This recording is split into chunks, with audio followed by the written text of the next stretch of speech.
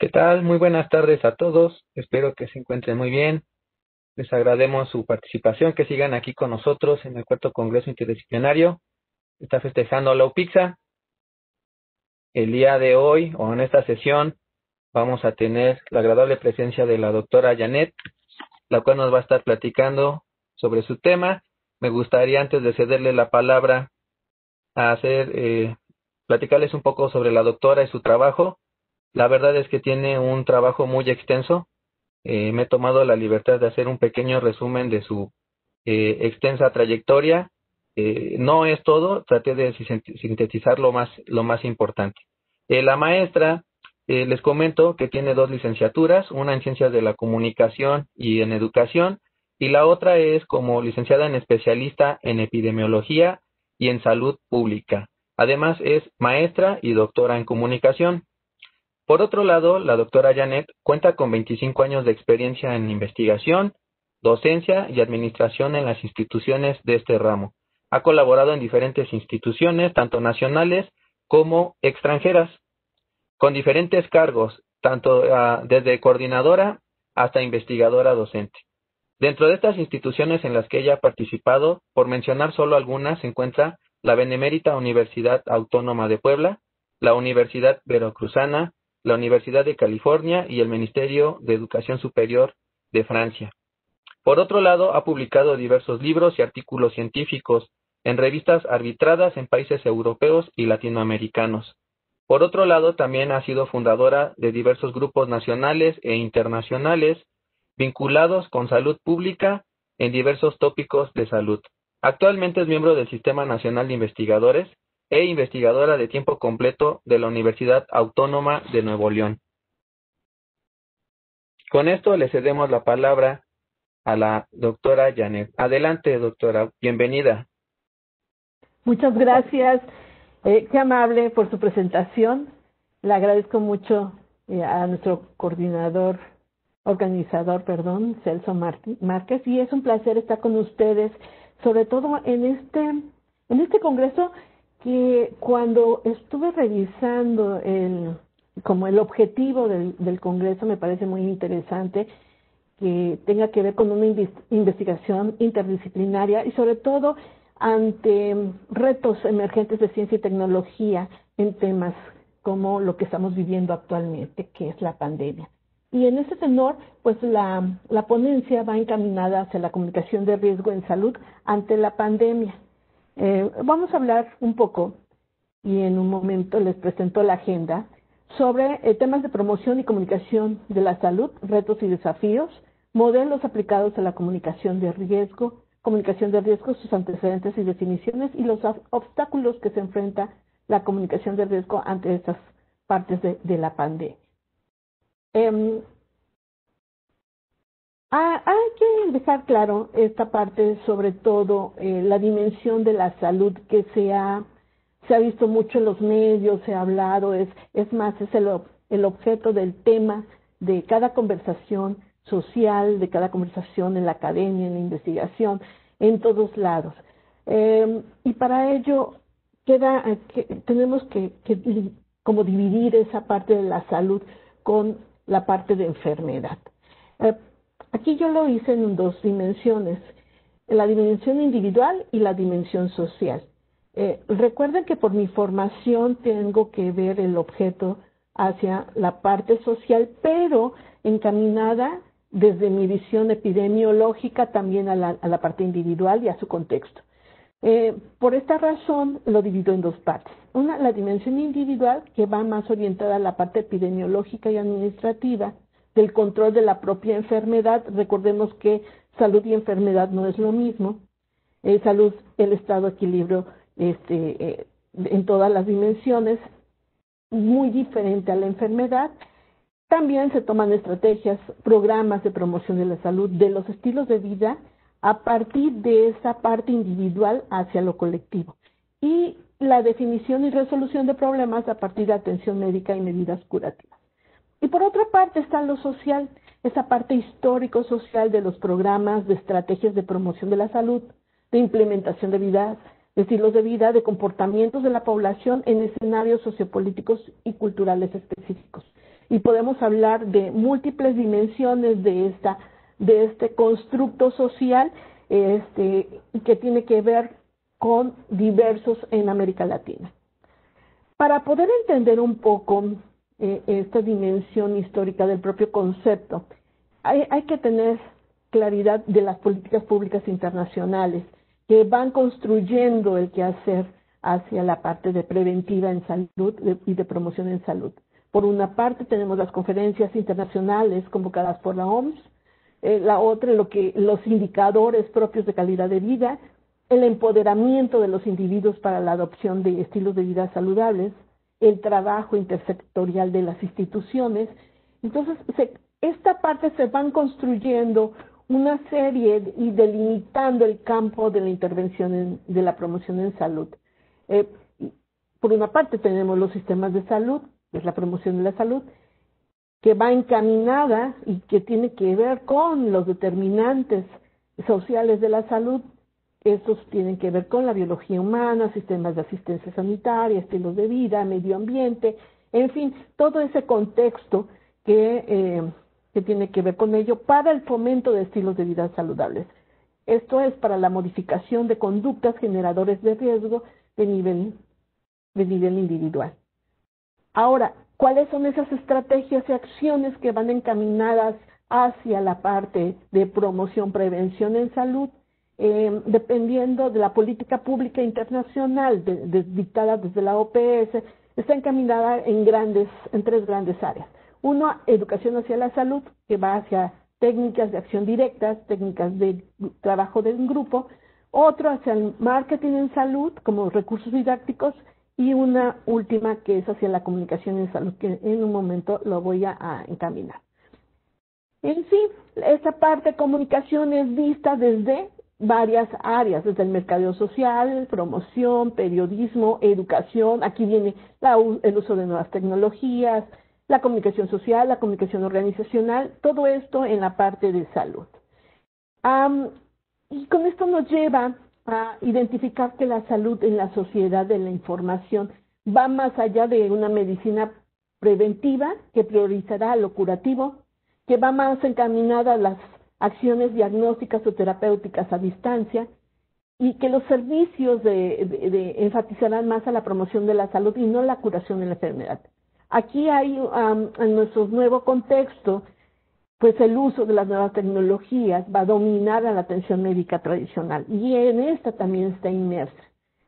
Algunos antecedentes para que tengamos un poco de claridad sobre esto tienen que ver con el de política pública en relación a la comunicación en salud.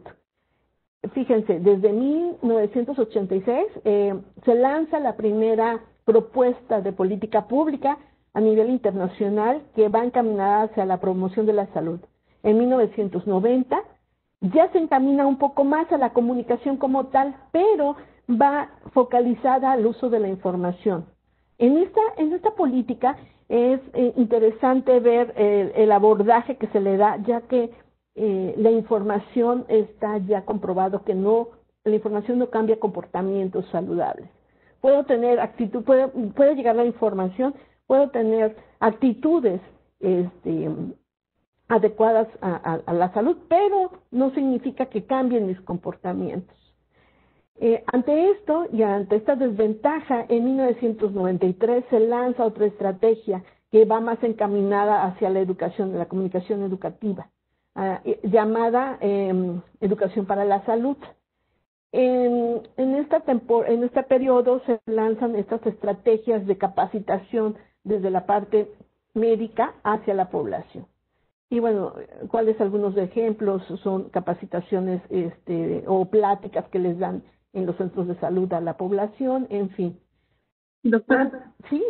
Perdón que le interrumpa. Sí, ¿No sabemos si está cambiando de diapositiva? Sí, estoy cambiando. ¿No se cambia? A nosotros nos aparece únicamente la de la portada, comunicación en salud ante la pandemia. Qué barbaridad, ya voy en la diapositiva 20.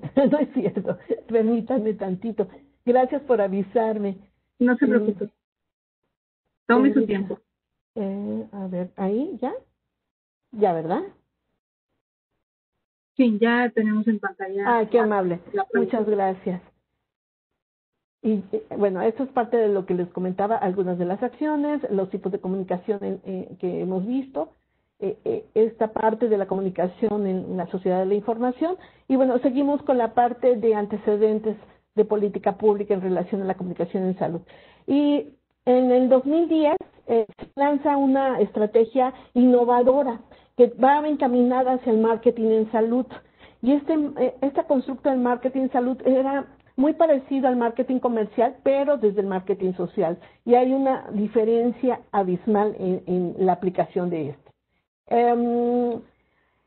Ante estas políticas, ante este contexto de política pública, nos encontramos con el gran área de comunicación en salud, que es de cierta manera innovador y que tiene un papel importante en la modificación o comportamiento de conductas, valores y normas sociales en estímulo de procesos del cambio social, que finalmente van encaminadas a la construcción y el mejoramiento de la calidad de vida.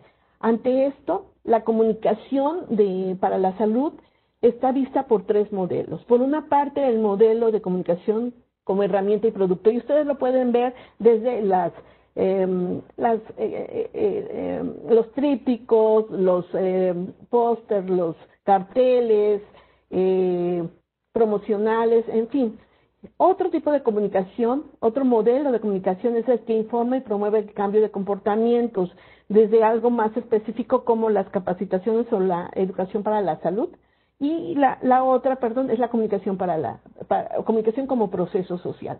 Son como los tres grandes modelos que se abordan en la parte de salud. Ante esto, pues es importante, como bien se ve dentro del Congreso, que la finalidad es la multidisciplinariedad. Es necesario otras disciplinas para su abordaje, como la epidemiología.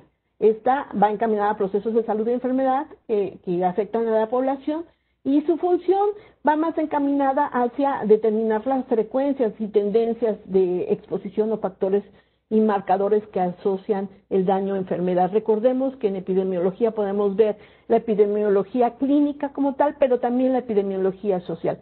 Es más, para las estrategias de comunicación se requieren diagnósticos epidemiológicos integrales para poder tener una visión más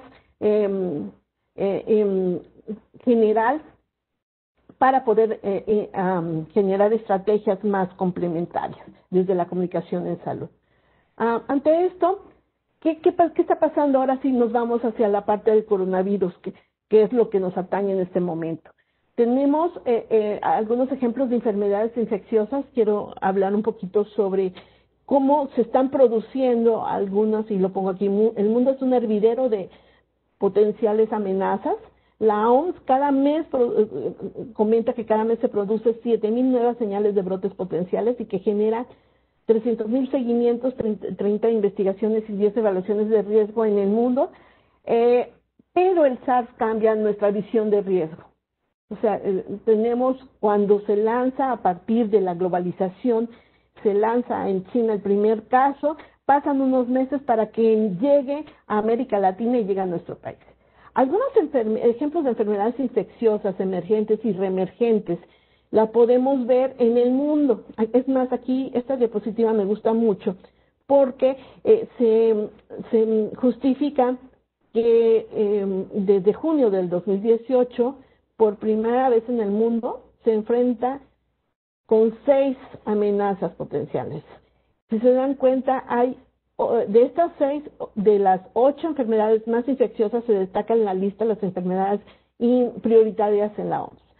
Y ante esto, pues, la más urgente, y tiene que ver con las características propias de la enfermedad, es el COVID. Ya que la capacidad de transmisión del coronavirus es mucho más letal que otras enfermedades, que puede ser de transmisión más lenta o con características diferentes, ¿no?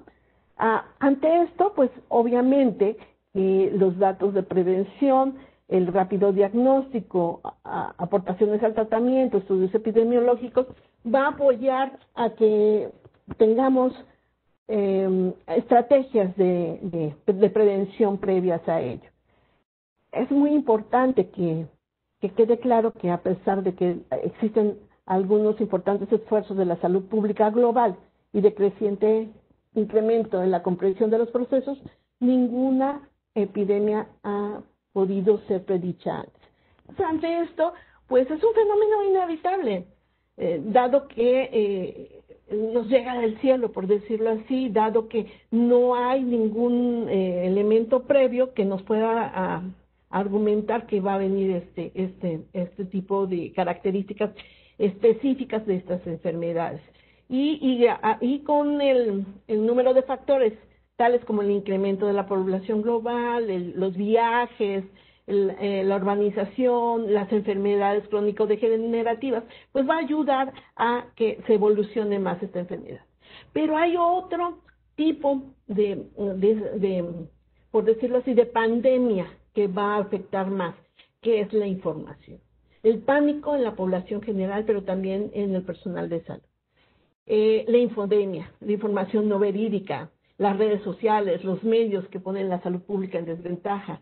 La información verídica es lo mejor contra el pánico. Entonces, ante esto, pues el COVID se vuelve, la pandemia de la información verídica es otra pandemia más importante dentro de todo este proceso. Y ante esto, pues está la comunicación de riesgo, en la cual pongo aquí algunas definiciones que van encaminadas, sobre todo a tener claridad hacia qué tipo de estrategia podemos generar a partir de este tipo de pandemias. Pongo aquí una cronología. Desde el 87 podemos ver que la comunicación pública o privada que tenga que ver con la gravedad o aceptabilidad de los riesgos tiene que ver con comunicación de riesgo. En el 1989, va hacia el proceso de transmitir información, de exposición de riesgos, gestión de riesgos. En 1992 se va más hacia el cambio de información, pero va más focalizada en la magnitud e importancia del control del riesgo. En el 2005 se habla sobre el conjunto de capacidades y conocimientos, aquí va más encaminada hacia lo que se debe de hacer o no, y lo que se intenta para poder no tener especulaciones, ¿no? En el 2006 ya es el intercambio de información, pero va más encaminada hacia la evaluación y caracterización del manejo de riesgo. Ante esto, pues queda ver cuáles son esos antecedentes del riesgo como tal, de comunicación de riesgo, que va más encaminada hacia la parte ambiental y de salud pública. O sea, las primeras investigaciones van encaminadas sobre todo a hallazgos psicológicos en la clave de comprensión del riesgo. ¿Cuál es eso? ¿Qué es el riesgo para los diferentes individuos? A lo mejor no es el mismo percepción de ello. Es más, existen, aquí pueden ver ustedes en la diapositiva, existen muchos riesgos que enfurecen a las personas, pero que causan poco daño, y otros matan a muchos, pero nadie se enoja. Por ejemplo, la obesidad. O sea, la obesidad es uno de los elementos más importantes para llegar al coronavirus. Pero llega el coronavirus, todo el mundo se asusta, pero de la obesidad no. Y eso que tenemos un mayor porcentaje de personas obesas, que hipertensas, y de otras enfermedades, ¿no? Entonces, aquí es interesante el cómo se maneja cómo se construye la percepción del riesgo. Ante esta construcción, pues es importante identificar el valor simbólico del riesgo, la diversidad de información y conocimiento de este riesgo y sobre todo el contexto psicológico y sociocultural. Necesitamos tener claridad hacia la noción del riesgo, no significa o no tiene el mismo significado para todas las personas, a partir de todos estos elementos que anteriormente comento.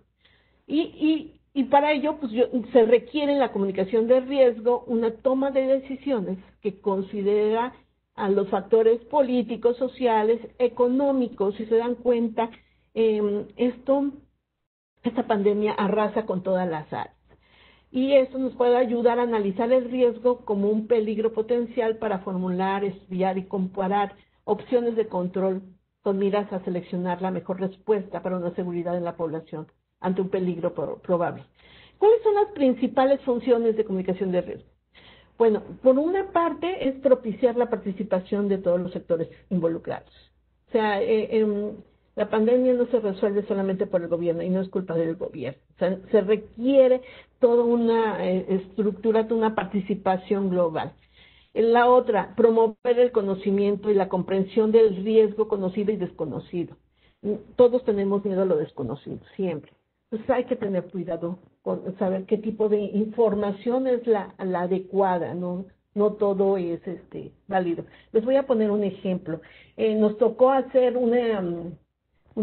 nos tocó evaluar la campaña del dengue. No sé si se recuerdan ustedes, había una campaña que se llamaba Patio Limpio, y en algunas comunidades lo tomaron como agresión. En el estado de Veracruz, por ejemplo, teníamos una epidemia muy fuerte de dengue, y estoy hablando de hace como 10, 15 años, y cerró la población el acceso al sector salud. Tuvo que entrar el ejército para poder fumigar, y esta percepción del riesgo se sentían más ofendidos por la propia campaña, que decían, es que Patio Limpio, nosotros no somos una comunidad sucia y nadie va a llegar a entrar a nuestras casas para ver si somos sucios o no. Entonces, estas percepciones simbólicas que tiene la población, pues hay que tener pertinencia para saber qué tipo de mensajes son los adecuados. Otro elemento es integrar a la población en el proceso del manejo del riesgo y ayudar a establecer confianza pública. ¿Cuál es el tipo de confianza? Sí, aquí es mucho de los líderes nacionales e internacionales que están inmersos. La otra función es colaborar en el diseño de actividades que desarrollen capacidades de la población para la prevención del propio riesgo. No todo se construye desde el nivel nacional o desde las instituciones gubernamentales. Debe de haber una participación global. Eso es muy importante. Y bueno, esto nos lleva a identificar algunos factores que incrementan el estudio de comunicación de riesgo. Algunos temas de interés van más encaminadas hacia la salud, seguridad, medio ambiente, cobertura mediática, y por otra parte la demanda de la información generada por la preocupación pública. Normalmente la agenda de los medios se va construyendo en tres tipos. Uno, encaminada hacia la parte de la población. Otro, o sea, la población, la sociedad misma. Otra agenda tiene que ver con la agenda política y la agenda mediática. Por otra parte, otro factor que incrementa el estudio de la comunicación es identificar el derecho de la información y el alcance relacionado con la exposición de agentes de riesgo, y que esto tiene que ver más con instituciones del sector salud, sector educativo, del gobierno, de ONGs. Y la otra, la desconfianza sobre las autoridades de la gestión de riesgo y demandas públicas. Si se dan cuenta, existen muchos factores que pueden implementar y acrecentar el estudio. Pero aquí el dilema fundamental de la comunicación de riesgo es los riesgos que matan a las personas y los riesgos que alarman son completamente diferentes. Eso es bien importante. Nosotros podemos generar una pandemia con la información. Y eso es muy grave. Entonces hay que saber cómo manejarlo. Normalmente, si ustedes pueden ver algunas de las estrategias mediáticas, van más a la desinformación. Y con ello se permite entender que la comunicación de riesgo va encaminada desde 4 enfoques. Una, hacia la influencia de análisis de los efectos de estos riesgos. La otra, al contenido, al discurso de la información. A la propia persuasión, que va encaminada más hacia el efecto del receptor como tal. A los actores en su contexto psicológico y sociocultural de este riesgo. Algunos modelos de comunicación de riesgo que pongo aquí y que tienen que ver mucho con su aplicación desde su objeto de estudio, puede ir como por ejemplo el COMBI, que va más encaminada hacia la comunicación para el impacto conductual, el cambio de conductas. SLOVIC, que tiene que ver con el modelo para medir la percepción. Algunos de estos se complementan porque es interesante tener un diagnóstico previo de la percepción para poder implementar estrategias de comunicación.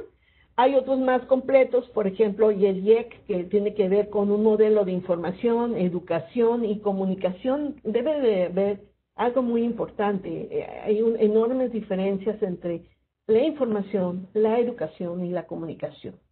Entonces, eso es muy importante. Por otra parte, está otro modelo que tiene que ver con la comunicación para el cambio del comportamiento, el modelo de la gobernabilidad de riesgo, y hay uno que acaban de sacar que es muy interesante porque lo sacaron en plena pandemia en China, que es el modelo simplificado de la comunicación de riesgo, gobierno, experto, público. Y este va encaminado más hacia la parte de cómo se genera una información desde el área gubernamental hasta el área pública. Algunos otros mecanismos o abordajes del riesgo en la salud pública va encaminada obviamente a una evaluación de riesgo en la salud, B, establecimiento de objetivos, C, evaluación de la audiencia blanco, la evaluación del contexto sociocultural, la selección del enfoque, la construcción de comunicaciones, puesta en operación de programas de comunicaciones de riesgo y la evaluación de efectos. Este es de CEDA, por ejemplo, desde el 2004. Entonces, si se dan cuenta, existen muchos posibles abordajes desde la comunicación de riesgo, pero aquí lo interesante es cómo se van aplicando y la necesidad de tener expertos para todas estas áreas multidisciplinarias. Desde, por ejemplo, con los actuarios se requiere tener un contacto directo con los actuarios, dado que necesitamos tener proyectivas a corto y largo plazo para ver si van encaminadas adecuadamente este tipo de estrategias. A los diseñadores, pero también necesitamos a los psicólogos, comunicadores, la gente de nuevas tecnologías para el manejo del uso de estas nuevas tecnologías en los mensajes. En fin, hay un sinfín de posibilidades para generar equipos multidisciplinarios. En este marco del riesgo, si se dan cuenta, aquí pongo como los elementos que puedan tener algún modelo, va desde la evaluación del riesgo, obviamente la identificación del peligro, caracterización del peligro, la evaluación de la propia exposición, la caracterización del riesgo, cómo se maneja el riesgo y esto en un ámbito desde la comunicación de riesgo. Aquí también les pongo algunos modelos de medir la percepción de riesgo, cuáles son algunas de las variables, el modelo simplificado de la comunicación de riesgo desde en China, cómo se aplicó, y pongo un ejemplo de lo que estamos generando actualmente para poder ver cómo las etapas de comunicación de riesgo en nuestro país y en América Latina. Estamos con una investigación de la evaluación de comunicación de riesgo en salud desde la información periodística, porque finalmente la información es lo que va afectando a todos los demás. Y aquí lo que estamos identificando es si la comunicación y la información es pertinente y cómo es porque de ahí va a ir encaminada la percepción y construcción social del riesgo como tal del coronavirus y ante la emergencia general de salud pública. Y sobre todo, saber si hay confianza y credibilidad en este tipo de información. Aquí algunas de las variables que estamos midiendo, por ejemplo, desde la evaluación de comunicación de riesgo, tenemos 3 categorías.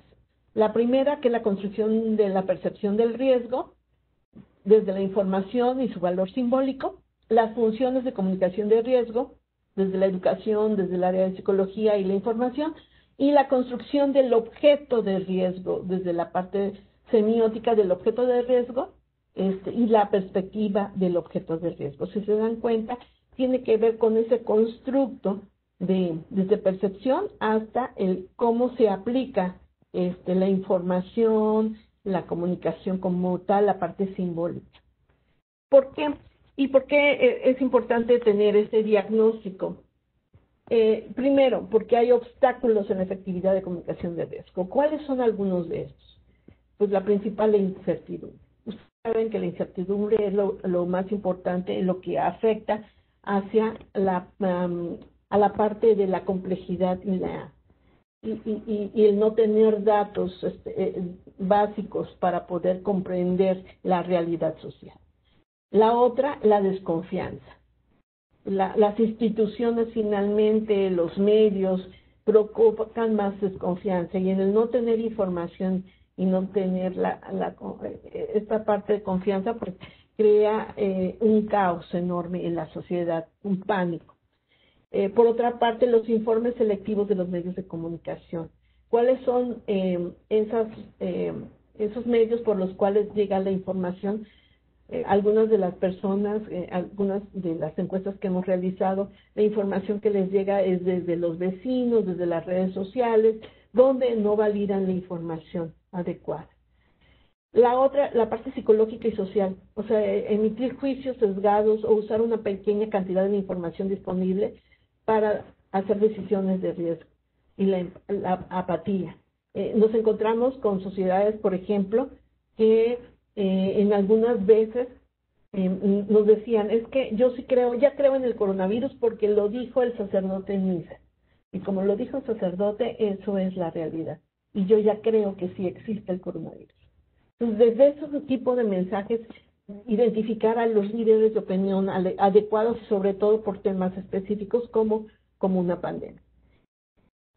La otra parte es el comprender la información de la naturaleza probabilística que se presenta de maneras desconocidas ante una pandemia, una enfermedad que nunca habíamos tenido.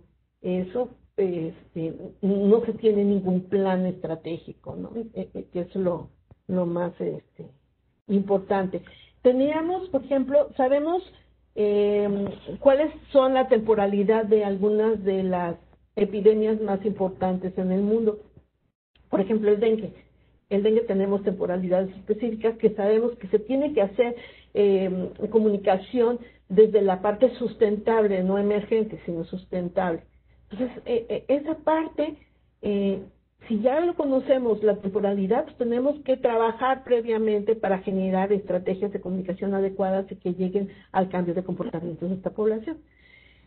Por otra parte, tenemos el deseo y la demanda del público, certeza científica, o sea, finalmente, qué información es la adecuada, la que debe de llegar a la población, y la renuencia por parte de las personas a cambiar las creencias firmemente arraigadas es otro factor, y los determinantes sociales, ¿no? En la parte psicológica, cómo procesamos la información de riesgo.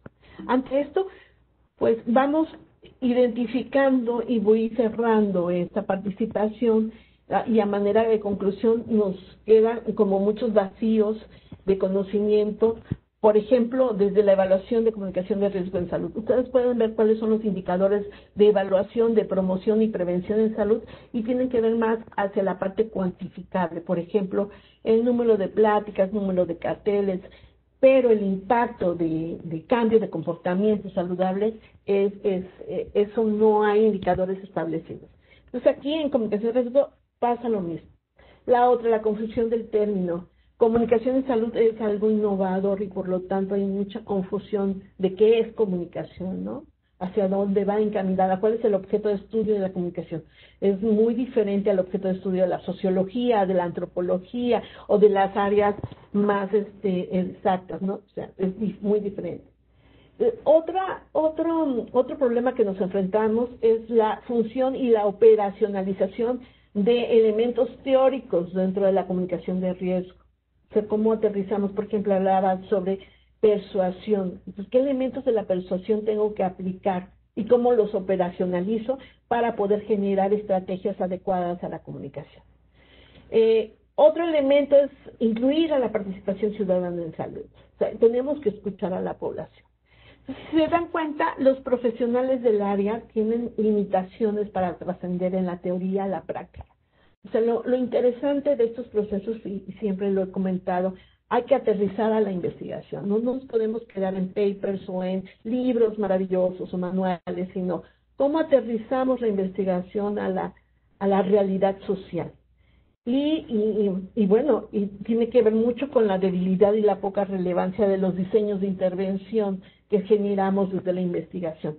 Y es por eso que yo invito a que nos sumamos a participar y lo digo para América Latina porque tiene que ver mucho con la propuesta de políticas públicas desde lo internacional hasta lo local. Entonces, aquí dejo algunos de mis datos, por favor no duden en contactarme, en leer algunas de las propuestas que se generan a partir de esta área, que finalmente es un área multidisciplinar donde todos podemos estar incluidos. Y bueno, y viene la sesión de preguntas y respuestas.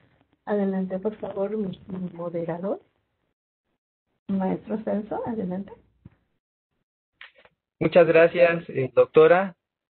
Muy interesante todo lo que nos platica, bastantes cosas. Bueno, ahorita platicamos. Antes de eso, me gustaría saber si alguno de nuestros asistentes tiene alguna pregunta, duda o comentario para la doctora. Para esto les pido de favor que al lado de su nombre, del lado derecho hay una manita virtual, le apachurren ahí para que les podamos ceder la palabra y puedan interactuar con nuestra ponente. O también lo pueden hacer por el chat. Entonces vamos a esperar tantito a ver si alguien quiere participar con la doctora. No sean tímidos, por favor.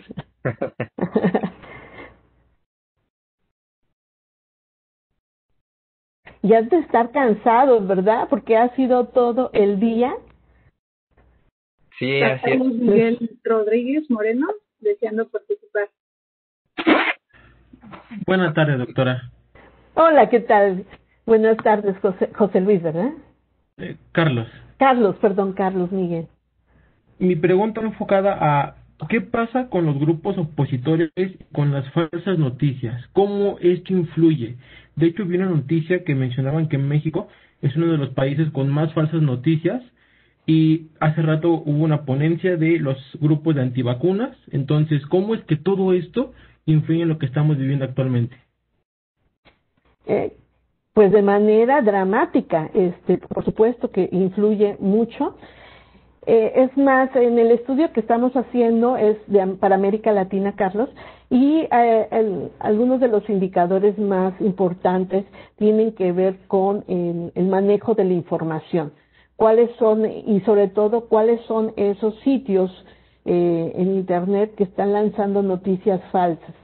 Me ha tocado, ahorita estoy como evaluadora nacional de CONACYT para proyectos del COVID, y muchas de las investigaciones que van encaminadas van sobre ese objeto de estudio,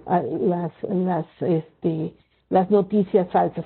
Pero aquí es cómo trabajar con la población, con la opinión pública, porque finalmente tenemos libertad de expresión. Es cómo manejar y cómo capacitar, cómo habilitar a la población para que pueda acceder a información verídica. Ahora recordemos, Carlos, que la información no cambia comportamientos. Lo que requerimos es cambio de comportamientos adecuados. Entonces, es una estrategia mucho más generalizada, por eso hablaba mucho de otras áreas que deben de estar involucradas, como diagnósticos epidemiológicos, desde la parte de percepción del riesgo, con psicólogos, con sociólogos, que tengamos equipos multidisciplinarios. ¿Sí, Carlos? Muchas gracias. A tus órdenes.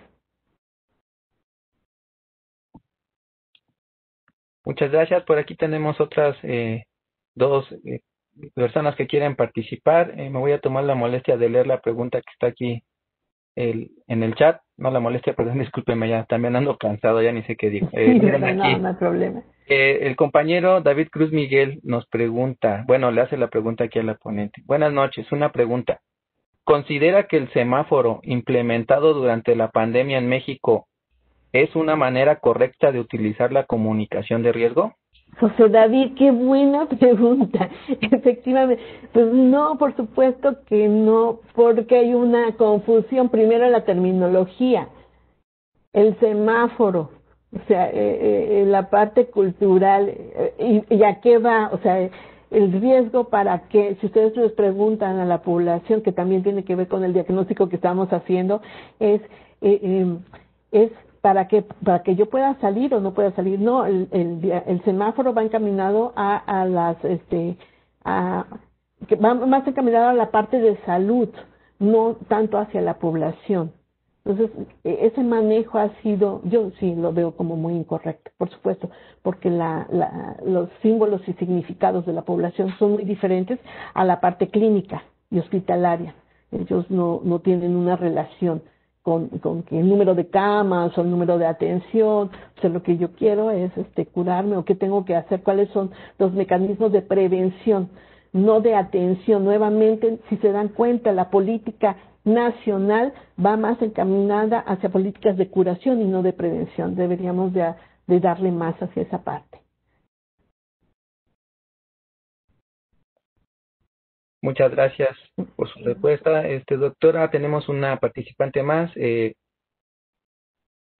Ya se nos desapareció, era Rosa Aide. No sé si todavía guste participar, compañera Rosa Aide. Sí, todavía ando por aquí. Buenas noches. Buenas noches, Rosa. ¿Cómo estás? Buenas noches. Qué gusto que te quedaste. Sí. Es que por ahí dije, bueno, creo que la mano levantada no está funcionando, voy a meter la pregunta, pero ya vi que sí me vieron. Ay, doctora, yo tengo dos preguntas que a mí me surgen mucho. Yo soy enfermera y justamente estoy ahorita en el área de COVID, y a mí me llama la atención mucho usted hablaba mucho acerca de que la información y que tenemos que fomentar la participación activa de las comunidades, ¿no? Mi pregunta es, ¿cuál sería la mejor manera de hacer participar a las comunidades de una manera activa? ¿Y cuál sería el momento más oportuno para influir, sobre todo en proteger la salud? Claro, gracias, Rosa. Fíjate que tiene que ver mucho, en comunicación de riesgo lo manejamos por temporalidades. Y la parte preventiva, se supondría que debimos haber hecho estrategias de prevención, no durante la epidemia, la pandemia como tal, sino previo, cuando salió el primer foco rojo en China, debimos estar preparados para, y así con todas las enfermedades, como el dengue. O sea, ¿qué estamos haciendo? Pues si ya sabemos que en temporada de lluvia viene dengue, pues ¿qué estamos haciendo previo con la población? Ahora, el tipo de mensaje no puede ser masivo porque toda la población tiene diferentes percepciones, conceptos, simbolismos sobre los diferentes tipos de enfermedades. Entonces no podemos manejar, por ejemplo, lo que hacíamos con dengue en Alvarado, Veracruz, que en Guadalajara, por ejemplo, o que en Chile, que Panamá. O sea, son diferentes contextos. Por eso era muy importante identificar primero el diagnóstico de salud como tal individual en su contexto social. Y sí, esta parte de estrategia de participación, ustedes, no sé si ahorita no tenemos un modelo de promoción de la salud como tal, porque hay una nueva como propuesta del Instituto del INAVI, pero hubo un modelo de promoción de la salud en México que se llamaba MOPS. Este modelo iba encaminado hacia la parte de acciones preventivas, como la abogacía, como la abogacía tenía que ver mucho con la participación en la comunidad, educación para la salud, comunicación en salud, varios elementos. Lo que tenía el modelo, lo que no tenía era evaluación del propio modelo, no tenía indicadores de evaluación, que era lo que fallaba para el modelo. Y también la parte de sistematización de acciones. No sé en dónde trabajes, Rosa, si en una iniciativa pública o privada, pero te puedes dar cuenta que como tal no hay un modelo de abordaje en la parte preventiva. Sí podemos encontrar modelos para las partes curativas, pero no para la parte preventiva o de promoción. Muchísimas gracias. ¿Y dónde trabajas, Rosa? Estoy en un instituto de salud, uno de los que se reconvirtieron. Ah, muy bien, excelente. Muy bien, muchas gracias, Rosa. Sí, esto de las representaciones sociales nos está ganando totalmente. Sí, y hay muchos abordajes teóricos están representaciones sociales, las creencias en salud, o sea, hay muchos modelos de abordaje. El problema, como lo comentaba en mi ponencia, es la operacionalización. O sea, en el momento de decir qué acciones voy a implementar a partir de estos modelos, híjole, no sé, ¿cómo lo operaciono? ¿Qué modelo hay que yo pueda replicar? Entonces, la gente de salud no está capacitada para ello. Actualmente, fíjense, a partir de la pandemia, estoy dando clases de doctorado en Chile,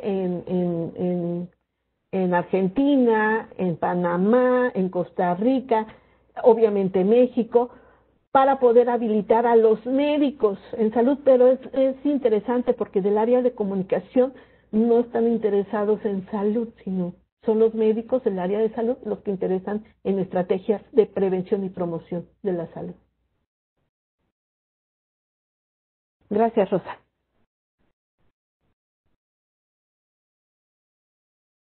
Hola. Ok, vamos a ver si tenemos alguna otra persona que guste participar. Le cedemos la palabra a María Susana.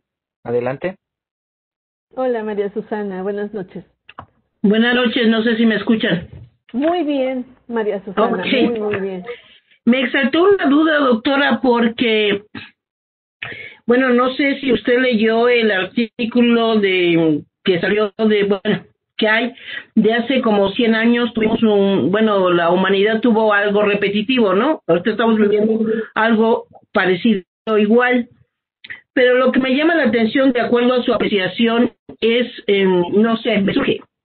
Ok, nos dicen sana distancia, quédate en casa, pero hay algo que no, tal vez mi mente no va a poder entender, es como, ok, el día que nos digan salimos todos, porque el subsecretario Gatell dice que de todas maneras nos vamos a contagiar, no hay forma de evitarlo.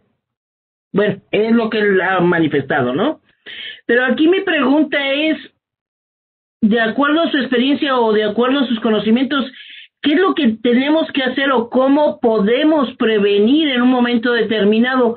Por ejemplo, en mi caso, yo soy factor de riesgo, ¿sí? Yo soy hipertensa, soy cardíaca y, gordita, para sumarle, ¿no? Pero me llama la atención de que no entiendo o no puedo entender cómo vamos a poder volver a la normalidad si de antemano el doctor Hugo Gatell dice que hay un peligro inminente a que nos contagiemos todos. Claro. Y ya no entendí, entonces o me quedo en casa o salgo para poder tener anticuerpos, o no entendí. ¿Qué es lo que debemos hacer? Porque lo que usted manifestaba es una confusión también para toda la población igual. Porque tal vez no sé si hablar con la verdad sea mejor, o a veces ellos guardan información que deberíamos de saber. Lo digo con respeto porque pues nos queda confusión, entonces yo no sé si salgo o me quedo en casa, y si me quedo en casa eso me va a perjudicar el día de mañana, o si salgo a la calle y también me voy a perjudicar por enfermarme. Entonces, ¿cuál es su opinión o qué es lo que nos puede dar de consejo? Claro que sí, María Susana. Primero que nada, lo que nos comenta María Susana tiene que ver mucho con el reflejo de que no existe un modelo de atención adecuada. Y no solamente para el COVID, sino para varias enfermedades, y más lo comentó, diabetes, hipertensión, en fin, todas las enfermedades que tengan que ver con los padecimientos. El COVID no es, te da COVID y por eso te mueres, no, tiene que ver con toda esa carga de enfermedades que tienen los individuos, y por lo tanto no hay herramientas adecuadas para la parte preventiva. Lo dije hace un momento, no existe un modelo como tal. Me tocó estar en la OPS evaluando los modelos para América Latina y existen buenas prácticas, pero adivinen qué, no están documentadas. Hay muy pocas evidencias que puedan decir si funcionó o no funcionó en esta parte, que es súper interesante. Eso es donde tenemos que documentar todas esas evidencias, sobre todo la gente del área de salud. Y por otra parte, recordemos que estamos en una sociedad de la información muy diferente a 100 años, por ejemplo. O sea, la información va más allá de todas posibilidades, pero también de repente no se sabe cómo ocupar esas herramientas de comunicación adecuadamente.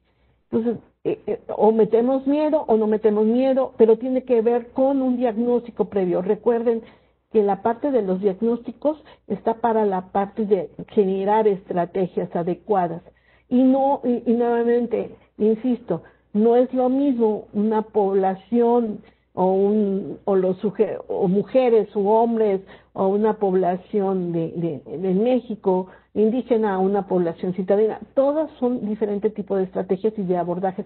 Aquí lo que hace falta son modelos que puedan generar este tipo de estrategias, como bien lo dice María Susana, para poder aplicarlas y que la población cuente con ellas, porque finalmente esta nueva normalidad, pues sí, nueva, pero no tengo herramientas para poder enfrentar esta nueva normalidad.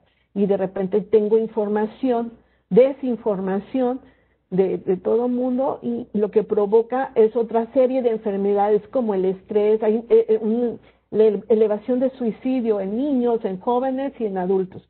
Entonces, va provocando otras partes. Yo creo que aquí lo interesante es generar estrategias y acciones muy puntuales para el apoyo para este nuevo cambio de vida que estamos teniendo actualmente. Perdón, pero ¿qué consejo le podría ayudar a mis alumnos? Porque, perdón, ¿de qué edad son, maestra? De licenciatura, y por ejemplo mis alumnos ahorita están teniendo, una alumna perdió a sus dos padres por COVID. Sí. Entonces no sé cómo ayudarles, porque por ejemplo ahorita pues a una alumna no... ¿Disciplina? ¿De qué disciplina? Bueno, yo soy licenciada en administración del Politécnico. Muy bien. Por ejemplo, lo que adolece ahorita el Instituto de Salud, el nuevo que se acaba de fundar, es toda la estructura administrativa, por ejemplo. O sea, ahí podríamos proponerles a la Secretaría de Salud estrategias de sistematización de información, por ejemplo. Estoy pensando en las múltiples disciplinas que tenemos en nuestras diferentes universidades. Y de eso no nos llegó nada, por ejemplo, para las investigaciones de CONACYT.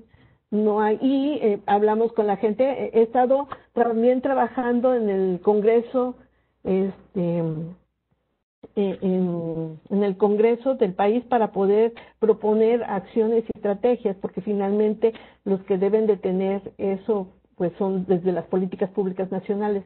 Entonces, como desde la academia nosotros podemos ir proponiendo, ahorita en mi ponencia está en línea, por cierto, es sobre evaluación de prácticas de prevención y promoción y generación de modelos, como usted bien lo comenta, maestra, hacia la parte de prevención en salud.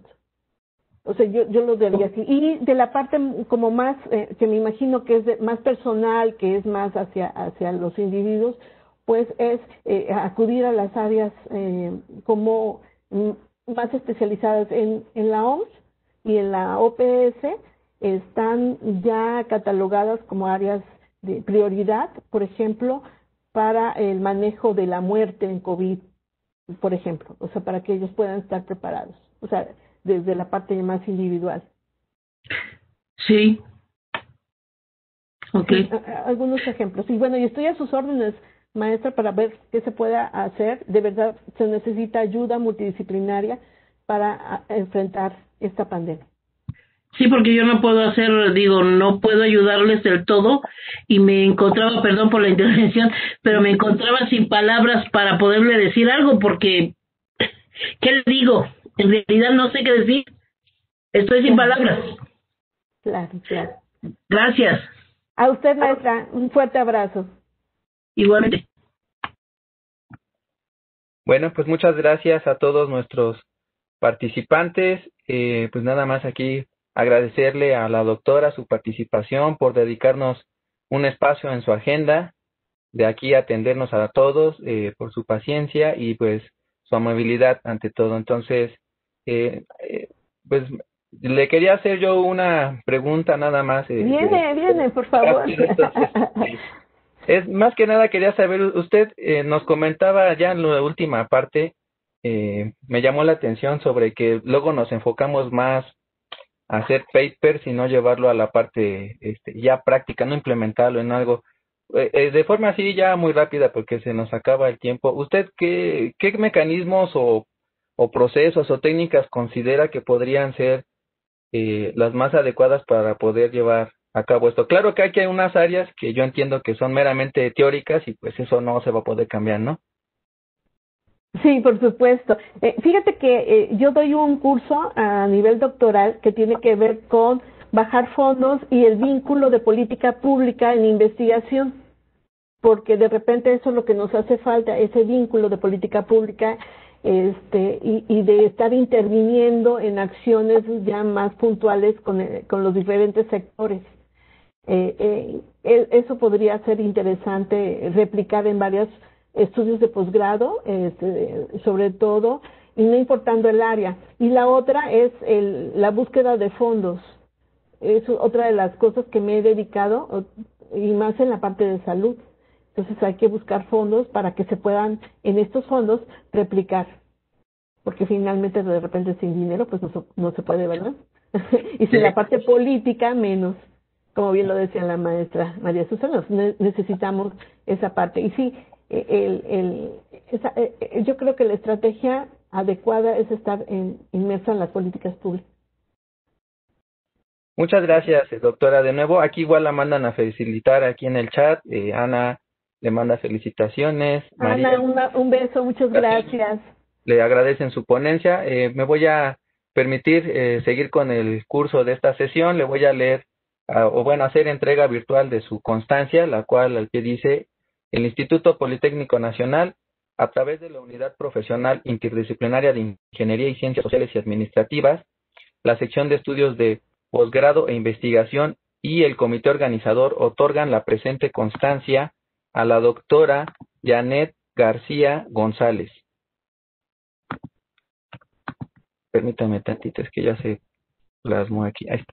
Por la impartición de la conferencia magistral Comunicación de Riesgo en Salud ante la Pandemia, en el 4º Congreso Nacional de Investigación Interdisciplinaria, llevada a cabo el 28, 29 y 30 de octubre de 2020. La técnica al servicio de la patria. Le agradecemos mucho su participación. Muchas gracias. Y quiero hacer un agradecimiento al Instituto Politécnico Nacional. Soy su fan número 1. Y sobre todo a la doctora Mayra Antonio Cruz. Muchas gracias por la invitación y quedo a sus órdenes. Un beso para todos. Muchas gracias. Pues con esto finalizamos la sesión del día de hoy. Les agradecemos a todos su participación. Los esperamos los siguientes días. Bonita tarde a todos. Descansen. La doctora con un fuerte aplauso, por favor. Gracias.